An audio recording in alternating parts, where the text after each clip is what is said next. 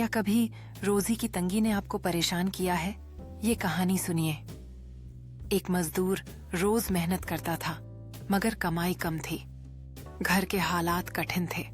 वह हर सुबह काम पर जाने से पहले कहता, या अल्लाह, मेरे रज़क में बरकत अता फरमा।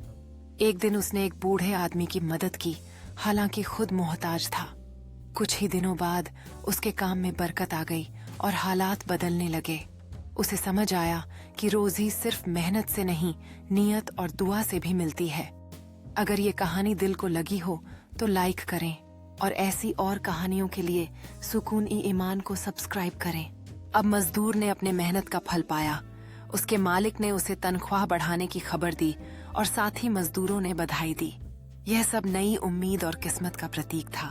अब मजदूर के चेहरे पर खुशी थी जब उसने अपने परिवार को एक साधारण भोजन का आनंद लेते हुए देखा।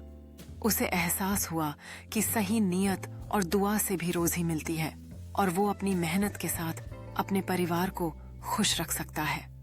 समुदाय ने उसकी मेहनत और समर्पण की सराहना की। उसे एक प्रशंसा पत्र मिला, जिससे उसके आत्मविश्वास में और बढ़ोतरी हुई। अब वह अपने परिवार के साथ शाम का समय बिताता है, बच्चों के साथ खेलते हुए और खुशियों में डूबा हुआ। यह केवल उसकी मेहनत नहीं थी, बल्कि उसकी दुआओं का फल भी था।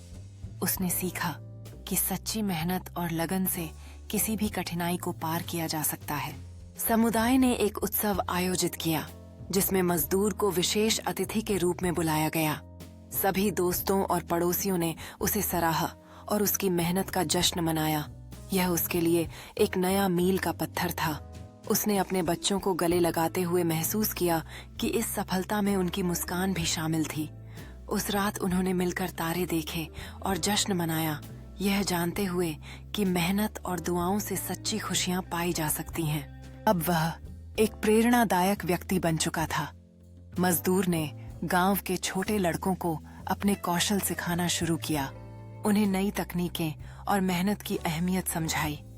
उसके चेहरे पर गर्व था।